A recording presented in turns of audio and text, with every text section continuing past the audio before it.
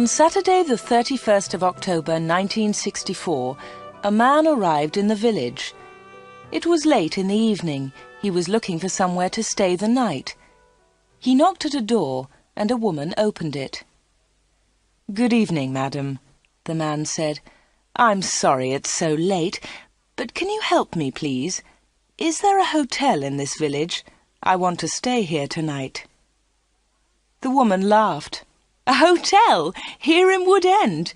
No, sir, I'm afraid there isn't." "What a pity," said the man. "I'm a stranger here, and I want to see your village tomorrow." The stranger was very polite. He was tall and had dark hair, and he had strange green eyes. "Perhaps Mrs. Harrison can help you," the woman said. "She has a room. Perhaps you can stay with her. Wait a minute, I'll get my coat and I'll take you there." The woman took the stranger to Mrs. Harrison's house. Mrs. Harrison gave him a room for the night. He was very glad. It was the last night of October, and it was cold. The next day was Sunday. The man looked round the village. He was very interested in the history of the village. He met some of the villagers and asked them their names. But he did not visit the church. That was unusual. The church in Wood End was the most beautiful building in the village.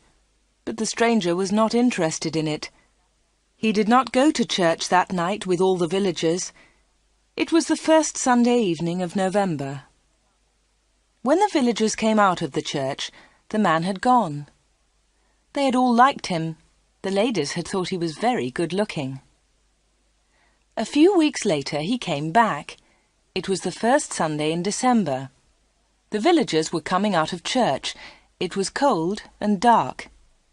"Hello," he said. "I'm back again. It's nice to see you all once more." His next words surprised everyone. "Perhaps you can help me," he said. "I'm looking for a house. I want to buy a house here." "Here?" someone said. "But why here? There's no work in Wood End for a young man. All the young people leave the village. They find work in Lydney, the nearest town." "I'll get a job somewhere," the stranger said. "Perhaps in Lydney." Then one of the villagers told him about old Mr. Smith's house. Mr. Smith had died in the summer. His house was empty. It was for sale. The house was on the corner of Main Street and Church Lane. "I'll ask about the house tomorrow," said the young man. "Perhaps I'll be lucky. Goodbye. I'll see you soon." The villagers watched him leave. They all saw his car. It was very big and luxurious. He looked rich. A few days later, Mr. Smith's house was sold, and in the middle of December the young stranger arrived. He moved into the house and worked very hard. He fixed the roof. He repaired broken windows.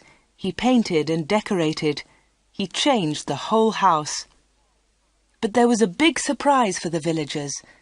On the morning of Monday, the 21st of December, they saw a big sign on the front of the house, and on the sign were these words: "The Corner Shop, Proprietor Dave Slatin." The picture sequence from the cinema has finished. You can look at it once more if you want.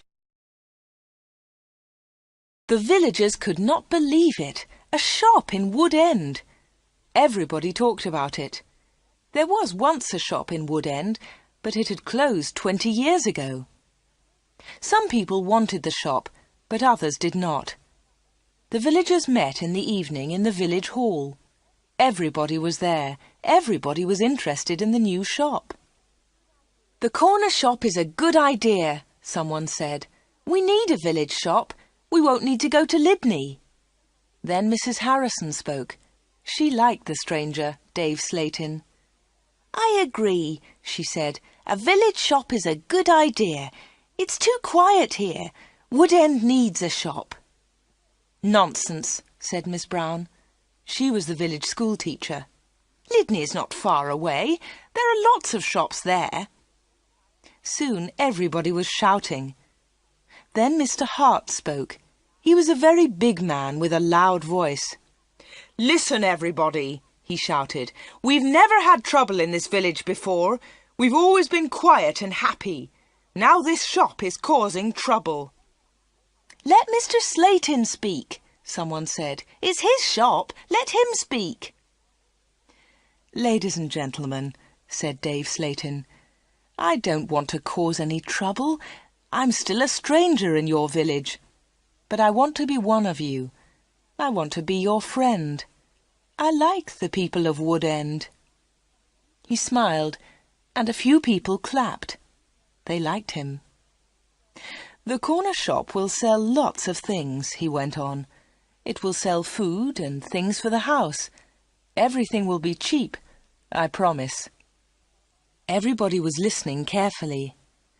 "And I have another idea," he continued. "I'll sell village products." "What do you mean by village products?" asked Miss Brown. "I'll tell you, Miss Brown," he said.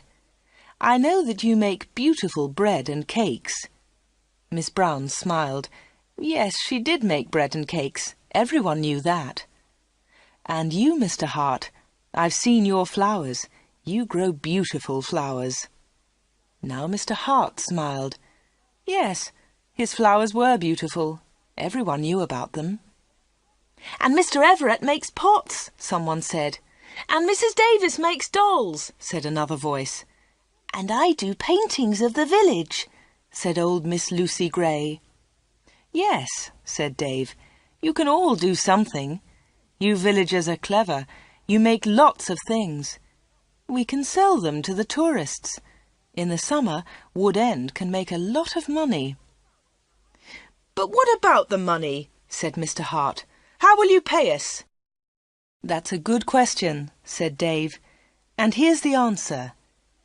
You'll bring your things to me, and I'll sell them for you. I'll keep some of the profit.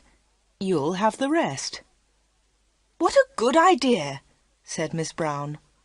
"Yes, I agree," said Mr. Hart. All the villagers agreed. Everyone in the village was happy with Dave Slayton's plan. The corner shop opened on Monday the 4th of January 1965. Soon the shop was busy and Dave needed an assistant. The new assistant in the corner shop was Anna. She started work in late January.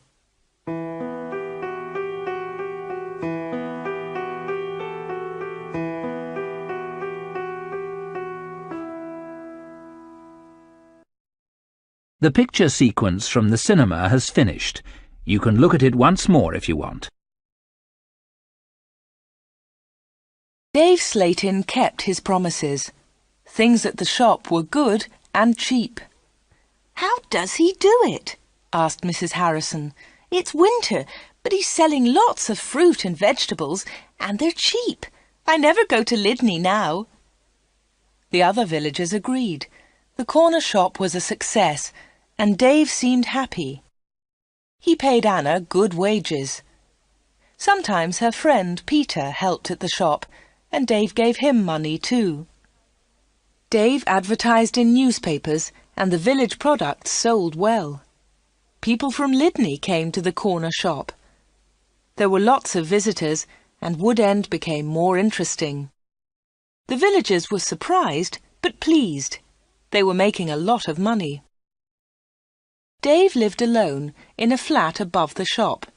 He was very popular in the village, but no one ever went to his flat. No one ever saw inside it. At the bottom of the stairs there were two doors. One led into the stockroom. The other door had a notice on it. "Special orders only. Keep out." The door was always locked. Anna never went into the special orders room. "Why do you lock that room, Dave?" Anna asked one day. "What's in there?" "It's for special orders," he replied. "Big orders." "But you won't get any big orders in Wood End," said Anna. Dave said nothing. He did not want to talk about that room.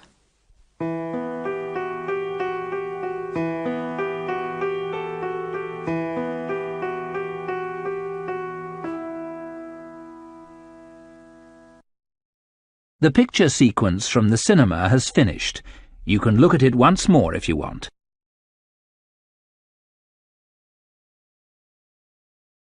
For 3 months, everything was normal. Then, one day in April, an unusual customer came into the shop. The new customer was a very beautiful woman. She was wearing expensive clothes and arrived in a large car. "Is this the corner shop?" the woman asked. She looked round and seemed a little surprised. "Yes," replied Anna. "This is the corner shop. It's the only shop in the village." "I'm looking for Mr. Slayton, the owner of the shop," said the woman. "I think he's upstairs," said Anna. "I'll go and get him. Does he know your name?" "Yes, I think so," was the reply. "Tell him—" The woman stopped. "Tell him Miss Gordon is here, Miss Greta Gordon." Anna was amazed. "Are you Greta Gordon, the film star?" "Yes, that's right." The woman smiled, but she was nervous. "Wait a minute," said Anna. "I'll tell Mr. Slayton that you're here." Anna ran to the bottom of the stairs and called, "Dave! Dave! There's someone to see you!" "Who is it?" asked Dave from upstairs. "Miss Greta Gordon!" shouted Anna. "It's Greta Gordon, the film star!" "I'm coming," he said, and he came down immediately. "I'm pleased to meet you, Miss Gordon," he said. "Good morning," said Greta Gordon. She and Dave shook hands. She had beautiful hands, and she was wearing beautiful diamond rings. Anna had never seen so many diamonds before. Miss Gordon looked round. "Is this where you work, Mr. Slayton?" she asked.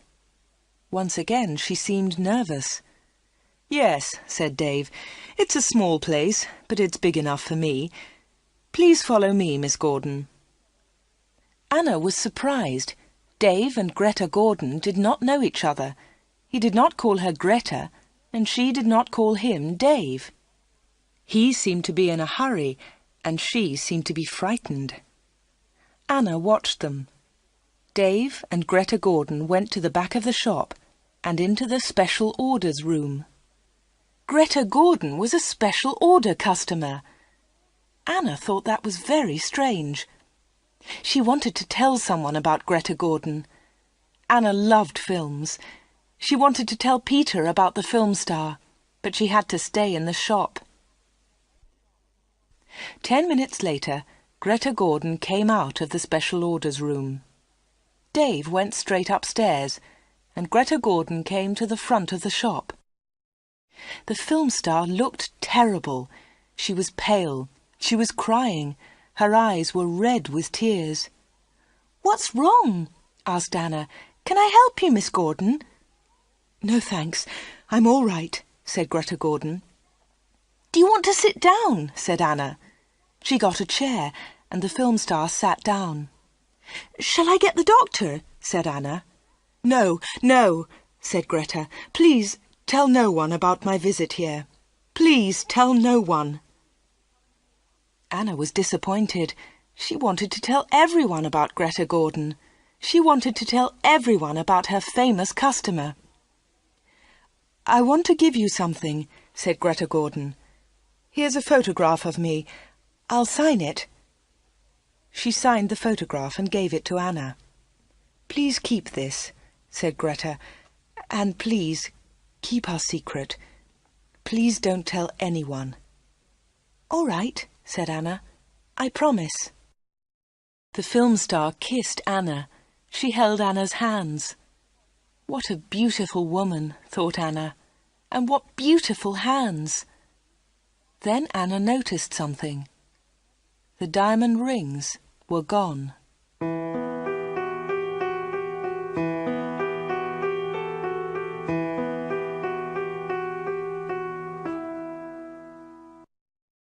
The picture sequence from the cinema has finished. You can look at it once more if you want.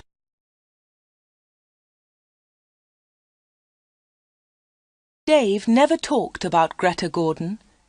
He never talked about her visit to the corner shop. One day, Anna asked him about the film star. "How do you know Greta Gordon?" said Anna. "Is she a friend of yours?" "I don't want to talk about her," Dave replied. "She was a special order customer. Don't ask any more questions about her, Anna." So Anna did not ask any more questions. She did not ask about Greta Gordon's special order, and she did not ask about the rings. Anna kept her promise. She never told anyone about the film star. Soon it was spring. Anna and Dave were busy. Mr. Hart brought lots of flowers to the corner shop, and Anna sold them to the tourists. There were lots of tourists that year. In May, Peter asked Anna to marry him. She said yes. They became engaged. They planned to get married in the following year. Now they needed money, so they worked hard and they saved. They were very much in love. On Saturdays, Peter played football or cricket, and Anna often went to the cinema in Lydney. He enjoyed sports, and she loved watching films. One day, Anna was reading Film News. This was a magazine about film stars. She turned the pages. There was a picture of Greta Gordon. Anna was pleased. What a surprise!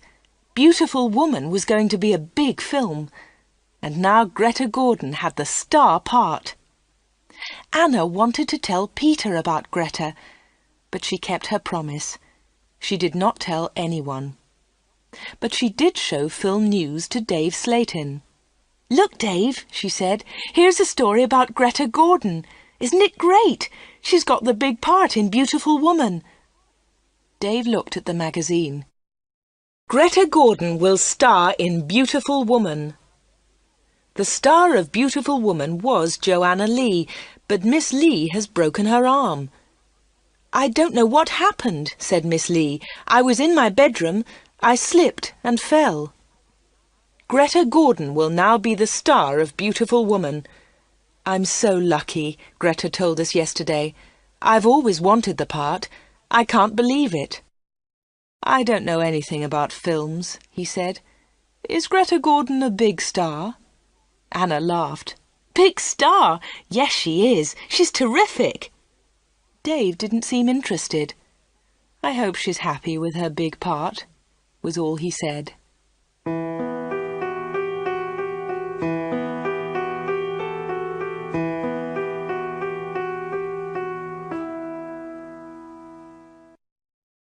The picture sequence from the cinema has finished. You can look at it once more if you want. Summer tourists were arriving in Wood End. The weather was beautiful and the shop was doing well. But Anna was not very happy. She often thought about Greta Gordon's visit. Why had she come to see Dave? What had happened to the diamond rings on her fingers? There was another problem. Anna loved Peter and she was going to marry him. But she liked Dave too. Dave was older, but she liked him. All the women liked him. But Anna was very close to him all day. In the daytime, Anna was with Dave. In the evening, she was with Peter. Anna was living two lives. One life was with Dave, the other life with Peter. Then one Friday, Dave surprised Anna. "What are you doing tomorrow?" he asked her. "Would you like to spend the day with me? We can go anywhere you like. We can go in my car." "I'm sorry, Dave," said Anna, "but Peter wouldn't like it." "Don't be silly," said Dave. "We won't go far. I'll close the shop at lunchtime and we can go to Lydney." Anna wanted to go with Dave, but she was worried about Peter. "Don't worry about Peter," said Dave. "He's always busy on Saturday." Anna thought for a moment. "All right," she said. "You take me to the best cinema and to the best restaurant. Then I'll come with you." "Of course," laughed Dave. "Anything you want, Anna." So the next afternoon, Dave and Anna went together to Lydney. They had a good time. Dave bought Anna a new, expensive dress. Then they went to a cinema and afterwards to a restaurant. Peter played cricket that Saturday. He never knew about Anna's day with Dave. He was playing in another village and returned to Wood End very late. Dave and Anna were also very late. Dave stopped his car near the corner shop. The night was warm. "Thanks, Dave," said Anna. "It was a lovely day." "I enjoyed it too," said Dave. He put his arm round her shoulders and kissed her. It was a quick kiss, but for Anna it was wonderful.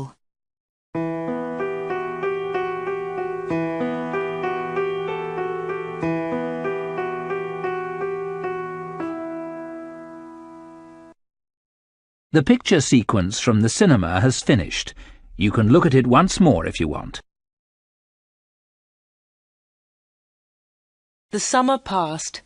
The corner shop was always busy. Sometimes Dave opened the shop on Sundays too. Anna earned a lot of money.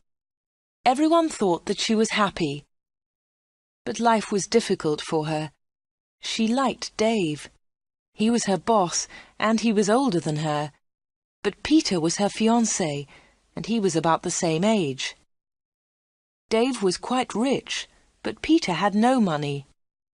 Dave bought Anna clothes, and he took her out. Peter did not buy her clothes and never took her anywhere. He was more interested in football. Anna did not like football. Now it was September. Peter played football every Saturday. One Saturday there was a big football match on television. Mr. Hart had the biggest television in the village, and he invited some people to his house. He invited Peter and Anna. On Friday, the day before the match, Anna was working in the shop all day. At 5 o'clock, she locked the shop door. 2 minutes later, the bell rang, and Anna went to the door. There was a young man outside. He was carrying a small case. "Hello," she said. "Can I help you?" "I hope so," said the young man. "I want to see Mr. Slayton." "I'm afraid that the shop is closed now," said Anna. "We're open tomorrow morning." "But I've got an appointment," said the young man. Then Dave spoke behind Anna. She hadn't seen him. "Yes, I've been waiting for you," said Dave. "You're late." "I'm very sorry, Mr. Slayton," said the young man. Never mind," said Dave rudely. His rudeness surprised Anna. The young man seemed afraid. "But can you see me now?" he asked. "Yes," said Dave. "Come in." Dave turned to Anna. "Anna, it's after 5 o'clock. You can go home now." "I won't be long," said Anna. Dave was angry. "Hurry up and go home," he said. But Anna wanted to stay. She wanted to know about the young man.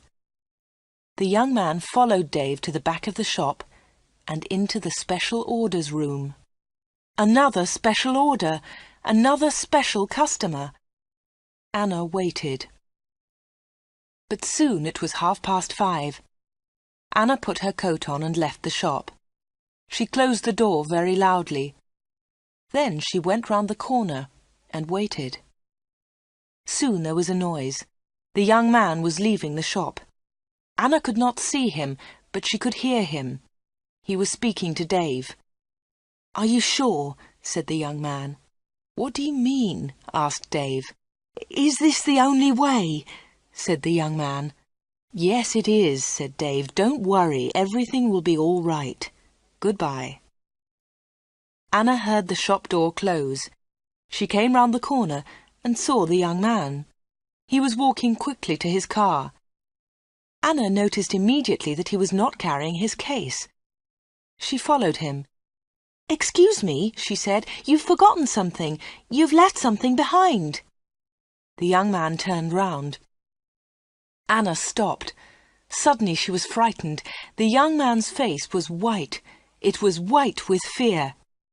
"Please go away," said the young man. "Leave me alone. I want to go home. Leave me alone."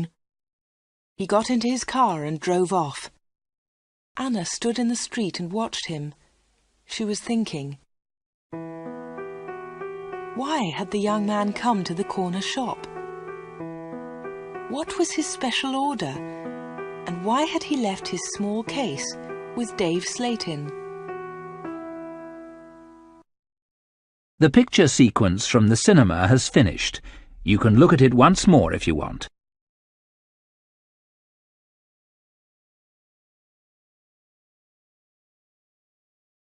The next day was the day of the big football match. Mr. Hart had invited about 10 people. Anna did not watch the game. She was helping Mrs. Hart in the kitchen. They were making tea. It was a good game, and everyone was enjoying it. At half-time, Peter went into the kitchen. "Why don't you come and watch the match, Anna?" he said. "It's really good. Come on." Anna laughed. "No, thanks," she said. "I'm helping Mrs. Hart. Look, here's the tea. Can you take it in to the others?" "OK," said Peter. "It's a terrific match. Mike Bailey scored a great goal." Peter took the tea into the sitting room, and the second half of the match started. The second half was very exciting. Mike Bailey scored another goal after 20 minutes. The score was 2-0. Then the other side scored 2 quick goals. It was 2-2. There were only 5 minutes of the match left. "Come on!" shouted Peter. "Come on, Mike, let's have another goal!" In the last seconds of the match, Mike Bailey scored the winner. It was his 3rd goal of the match. But something was wrong. The other team's goalkeeper was injured. Bailey had been very near the goalkeeper, and he had kicked the ball very hard. The ball had hit the goalkeeper's neck. Mrs. Hart and Anna came in from the kitchen. "What's happened?" said Anna. "What's wrong?" "It's Brian Thomas, the goalkeeper," said Peter. "He's injured." It was serious. The goalkeeper had broken his neck. Later they all watched the news on TV. They saw pictures of Mike Bailey's 3rd goal. It was a great goal. They saw the ball hit the goalkeeper. It was an accident. The TV announcer said, "And now over to our sports studio for an interview with Mike Bailey." They all watched the interview. The TV showed a picture of Mike Bailey and the interviewer. "Mike," said the interviewer, 3 goals in 1 match. How do you feel about that?" But Mike Bailey said nothing. He could not speak. He tried to speak, but he could not. It was terrible. The interviewer tried another question. "Let me ask you about the 3rd goal, Mike. It was a great goal, but how do you feel about the injury to Brian Thomas?" It was a silly question. The injured goalkeeper would never play football again. Mike Bailey said nothing. He looked very ill. When the interview ended, Mr. Hart turned off the TV. No one noticed that Anna had left the room. Mike Bailey had looked frightened. Anna was frightened too. Mike Bailey and Anna had met before, the day before, at the corner shop.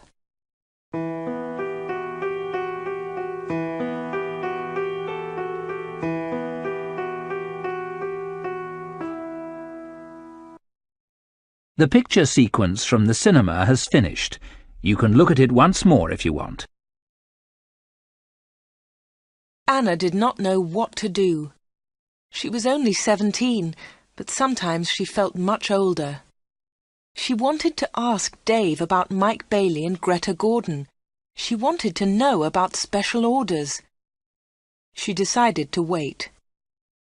One day, Dave and Anna were alone in the shop. "How's Peter?" asked Dave. "He's fine, thanks," said Anna. Dave smiled. "Is he still playing football?" "Of course he is," said Anna.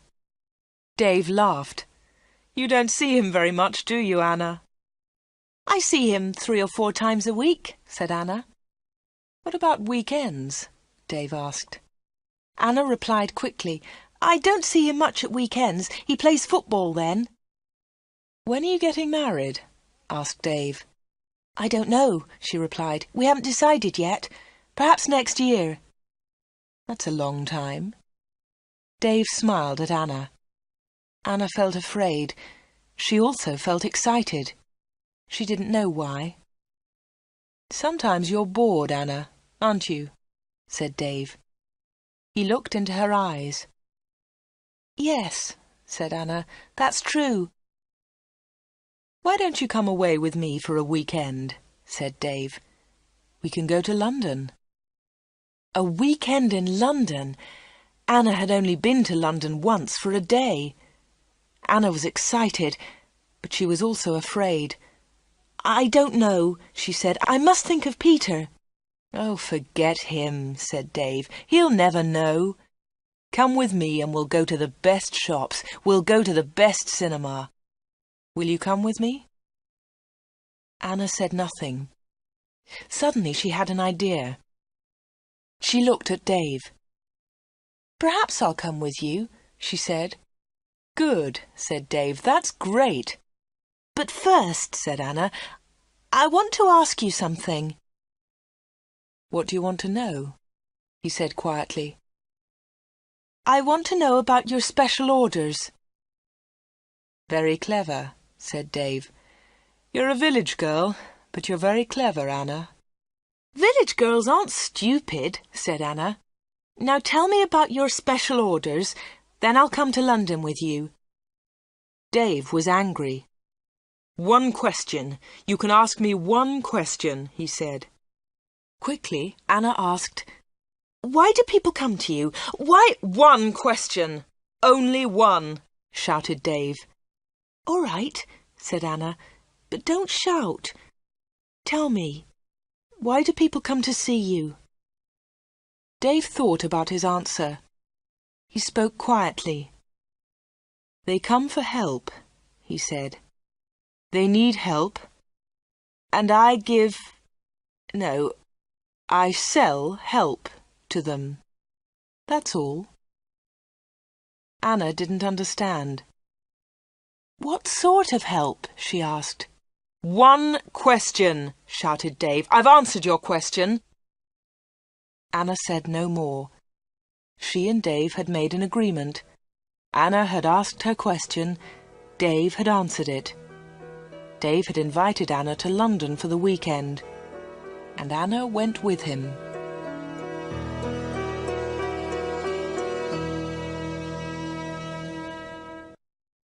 The picture sequence from the cinema has finished. You can look at it once more if you want.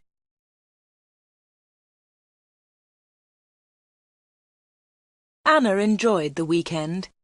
They arrived in London late on Friday evening and stayed at a big hotel. On Saturday they went shopping, and in the evening they went to a cinema. On Sunday they went to a park. They came back to Wood End on Sunday evening. It was the last Sunday in September. On Monday, Anna went to the shop. It was not so busy now. Summer was over. Most of the customers were villagers. It was a cold autumn. On Monday evening, Peter came to see Anna. "Hello," said Anna.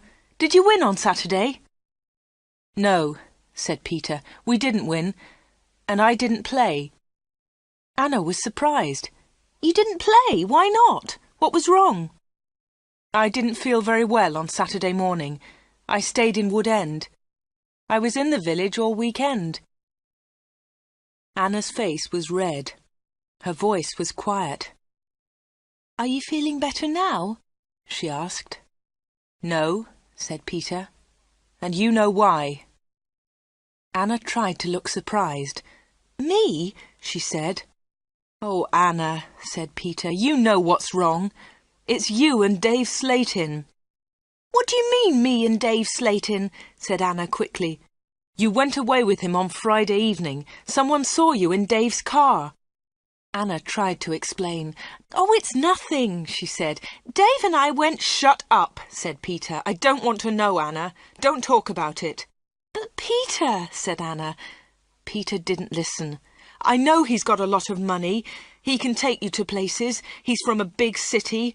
I'm a poor village boy, Anna. But you must choose. You must choose between Dave and me. You can't have both of us."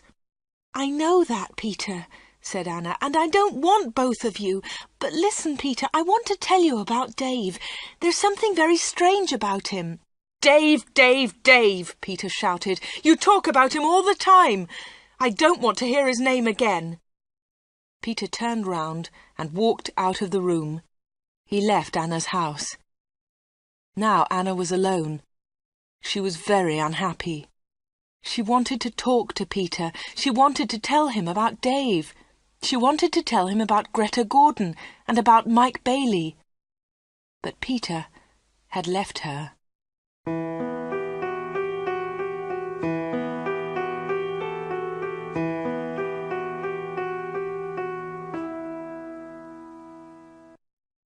The picture sequence from the cinema has finished. You can look at it once more if you want. It was October. It was cold and wet. Anna was not very busy at the shop. She was very unhappy. She was a different girl. She seemed older. She didn't go out much. She looked ill. Most of the villagers knew that Anna had quarrelled with Peter. They also knew that she had been to London with Dave, but no one was able to help Anna. She did not talk to anyone. Before, she had been a happy, smiling girl. Now she was sad and lonely.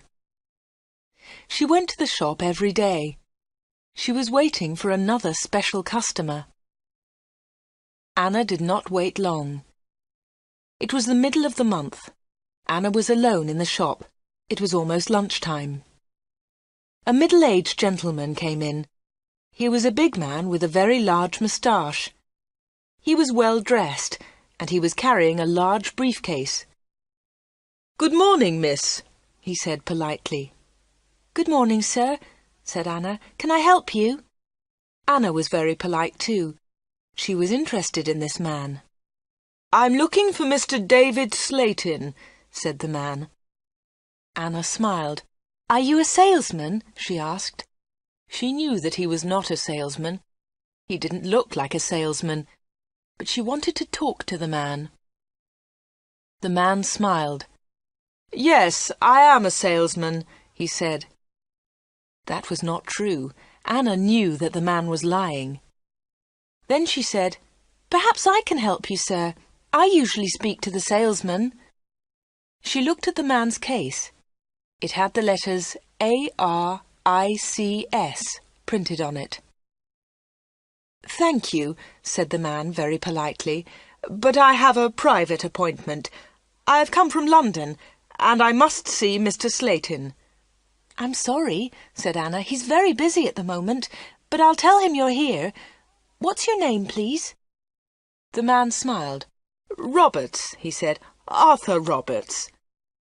Anna went to the back of the shop. Dave was coming down the stairs. "There's a man in the shop," said Anna. "He wants to speak to you." "Thanks," said Dave, and he went to the front of the shop. "Good morning, Mr. Reisman," said Dave. "I'm pleased to meet you." Anna listened. Reisman! The man's name was Reisman, not Roberts. What a liar! The man did not look at Anna. "I'm pleased to meet you, Mr. Slatin," the man said.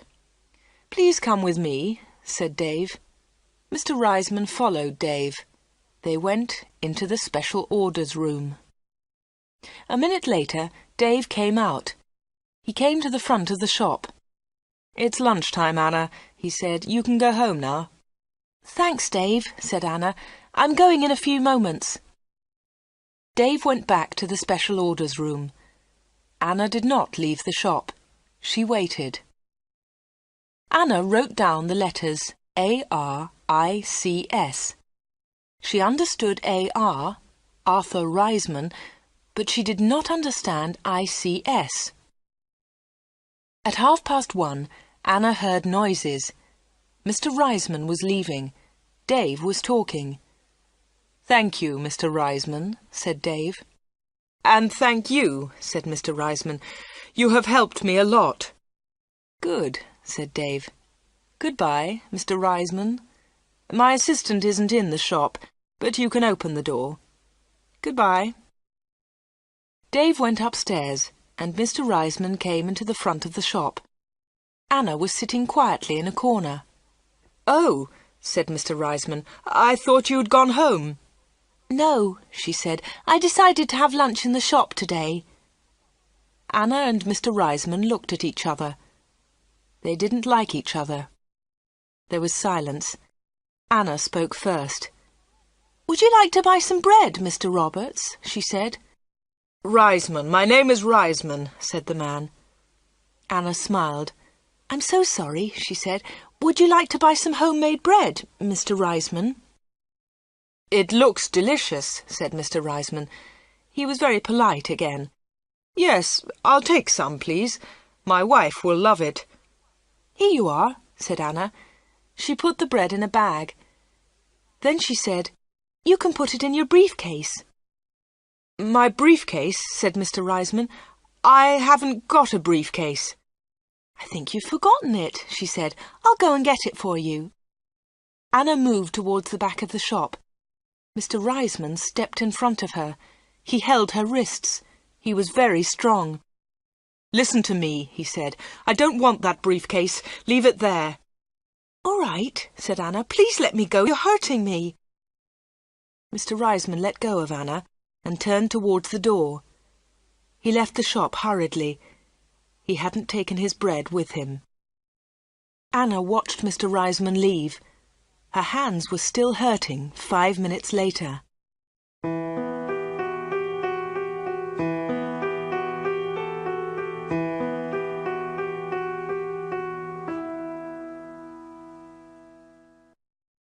The picture sequence from the cinema has finished.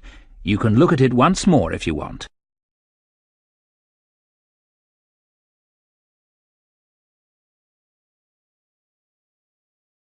Anna waited for some news about Mr. Reisman.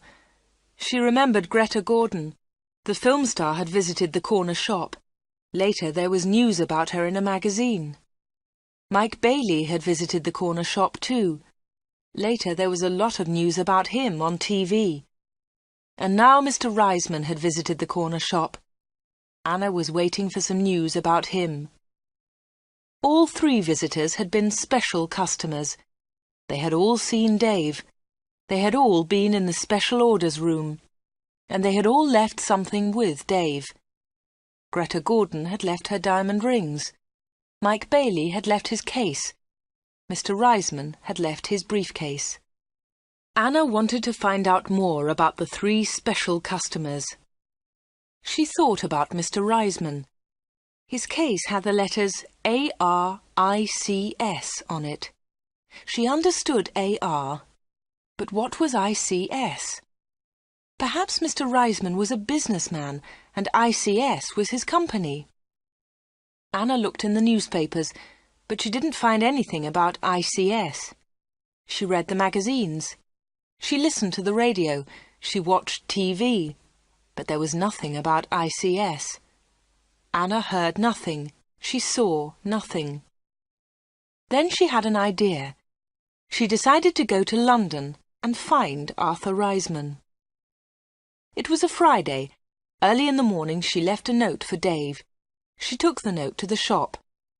"Dear Dave," it said, "sorry I can't come in today. I'm going to Lydney. I'm buying some things for my wedding. Anna." The note did not tell the truth, but Anna didn't care. Anna took a bus to Lydney and then caught a train to London. She got to Paddington Station at midday. She got off the train and looked for a telephone box. The telephones were near to the entrance to the station, but the boxes were all full. She stood and waited. Then Anna saw the letters ICS. There they were. They were on a huge advertisement. Anna had found the answer to her problem. International Computer Services. ICS. Perhaps that was Mr. Reisman's company. Soon one of the phone boxes was empty. Anna rang the number. 222-8959. "ICS, can I help you?" said a woman's voice. "Yes, please," said Anna. "I want to speak to Mr. Reisman, Mr. Arthur Reisman. I think he works at ICS." The woman laughed. "Works here? Yes, he does," she said. "He's the vice chairman of the company. Wait one moment, please. I'll get his secretary." Then there was another woman's voice on the phone. "Mr. Reisman's secretary, can I help you?" "Yes, please," said Anna. "I'd like to speak to Mr. Reisman." "Who's calling, please?" said the secretary. "Mr. Reisman doesn't know my name," Anna replied. "Is Mr. Reisman expecting your call?" the secretary asked. "No, he isn't," said Anna. "I'm afraid he can't speak to you now," said the secretary. "He's at a meeting now, and he's flying to Switzerland in an hour's time." "But I must speak to him for a few minutes," said Anna. The secretary became annoyed. "That's impossible," she said, "but I can take a message." "No, thanks," said Anna. "I'll call again next week. Will Mr. Reisman be back then?" "Yes, he will," replied the secretary. "Goodbye." And she put the phone down. Anna had found Mr. Reisman's company, but she hadn't spoken to him. Anna spent the afternoon in London. She went to see a film. Then she had tea in a small cafe near Paddington Station. Her train left London at 6:30. She bought an evening newspaper and got on the train. Anna was tired, but she felt happy. After a few minutes, she looked at her newspaper. Anna was waiting for some news. There it was, on the front page. "Private plane crash near London. 6 dead, all from ICS. 6 people were killed this afternoon in a plane crash at Enfield near London. The plane was flying to Switzerland. The passengers were all from International Computer Services, ICS. Among them was Mr. Alfred Gluck, the chairman of ICS. Mr. Arthur Reisman, vice chairman of ICS, told us, 'I'm lucky to be alive. I was at a meeting today. The meeting went on for a long time, and I didn't catch the plane.' Mr. Reisman will probably be the new chairman of ICS.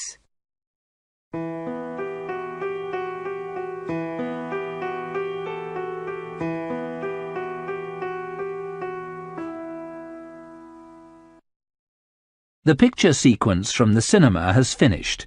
You can look at it once more if you want. Anna got home about 10 o'clock. She turned on the radio and listened to the news. The chairman of ICS was dead, and Mr. Reisman was the new chairman.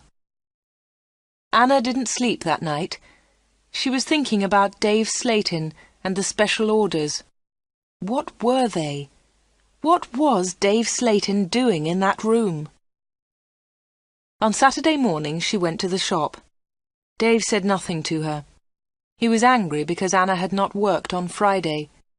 He didn't ask about her day off, and Anna didn't tell him about it. At 11 o'clock, Dave left the shop. He got in his car and drove off. Anna was alone. This was her chance. She went to the back of the shop and turned the handle of the locked door. But the special orders room was not locked. Dave had forgotten to lock it. Anna opened the door and went into the room. It was a small room, dark and hot. Anna turned on the light, but it was not a very strong light. She looked round the room. There was a small table, 2 old chairs, and a lot of boxes. That was all. Special orders? There were no order books, no papers, no pencils. Anna walked round the table. It was difficult because there were a lot of boxes on the floor. Anna opened one of the boxes and looked inside. She found some old magazines and newspapers. Underneath, there were some dirty old clothes. But underneath the clothes, she discovered some money. Lots of money. British money, French money, American, German. There was money from all over the world. Anna was amazed. She had never seen so much money before. She looked round again and found Mike Bailey's case. It was empty. Then she found Arthur Reisman's briefcase. That was empty too. Then Anna looked into a bigger box. Inside it were some dolls with broken arms and legs. One of the dolls was very beautiful, but it had a broken arm. Anna put it on the table. Then Anna found a book about football. Inside there were some pictures of footballers, but the pictures were all torn. Anna put the book on the table. Anna looked into the box again and found some little cars. Most of them were broken. She found a small model aeroplane. It was broken too. Anna put all these things on the table. What a strange collection! There was the money, the broken doll, the toy cars, the model aeroplane, and there was the football book with the torn pictures. Anna looked at the things on the table. What were they for? Why did Dave Slayton keep them in this locked room? Suddenly Anna jumped. There was a noise behind her. Someone was standing at the door.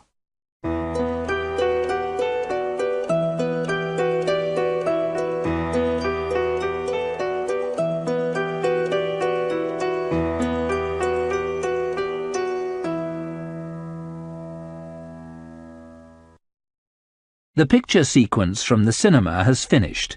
You can look at it once more if you want. "What about the diamond rings?" said a voice. It was Dave Slayton. He was laughing. "I left the door open for you," he said. "I wanted you to go into this room this morning." Anna was frightened, but she tried not to show her fear. "You haven't found the diamonds," Dave said again. Anna remembered Greta Gordon's diamond rings. Were they in this room too? "Here," said Dave. He came into the room and picked up an old box. He took out the rings and threw them on the table. "They aren't yours," said Anna. "They belong to Greta Gordon." "They belong to me," laughed Dave. "She gave them to me." "But why?" asked Anna. "Why? Why did Greta Gordon give you those diamonds? And all this money? Who gave you the money?" "My special customers," said Dave. "My special customers gave me the money. It's mine now." "Mike Bailey and Mr. Reisman gave you all this money?"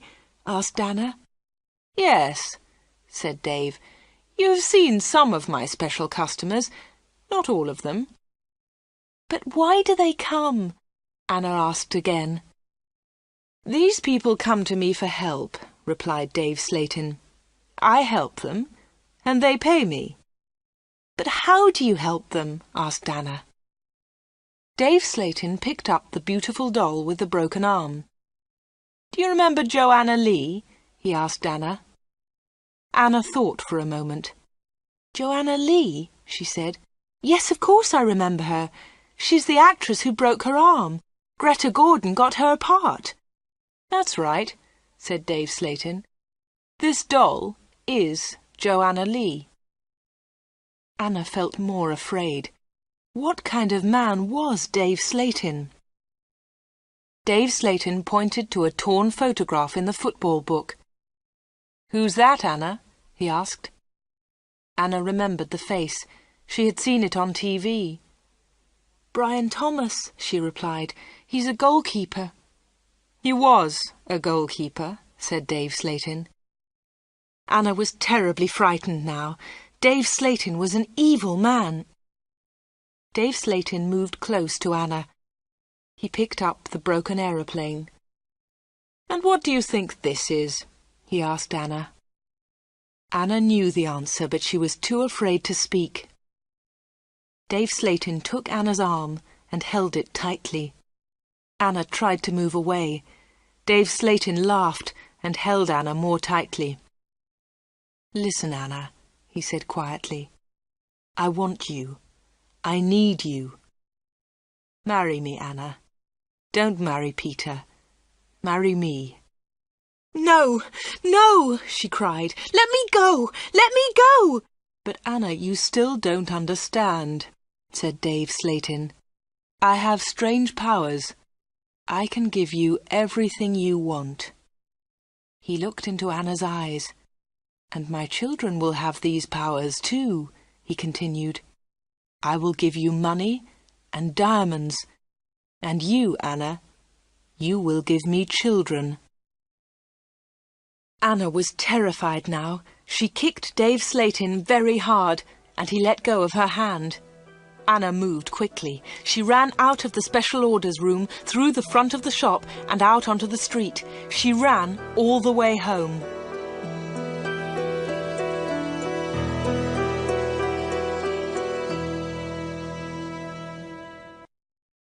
The picture sequence from the cinema has finished. You can look at it once more if you want.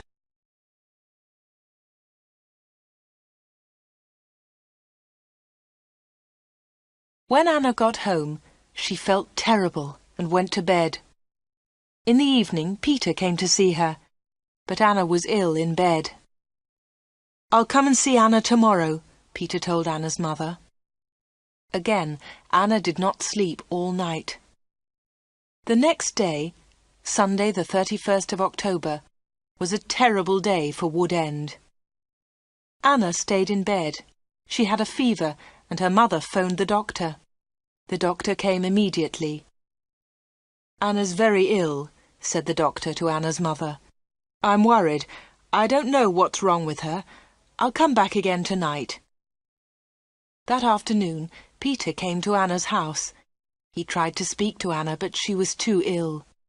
He sat quietly beside her bed. At about 7 o'clock, Peter heard shouting in the street. He went to the window and looked outside. People were running and shouting, "Fire! Fire! Fire! There's a fire at the corner shop!"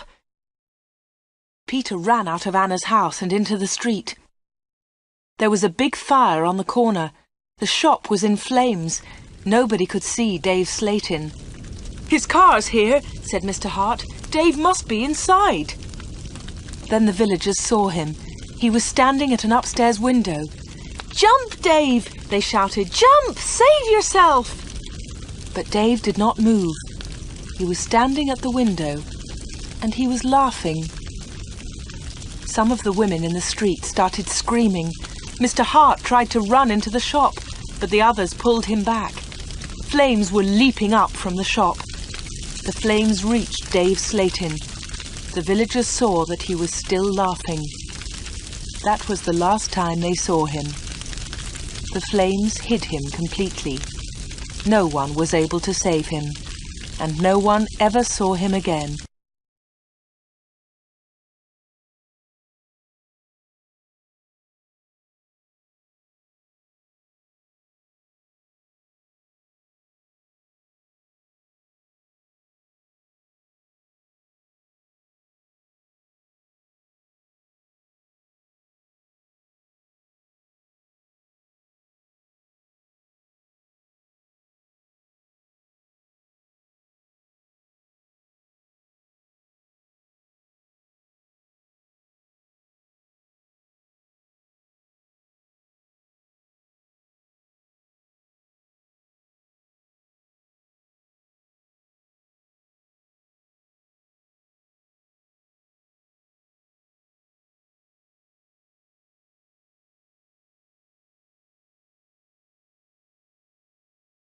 The picture sequence from the cinema has finished.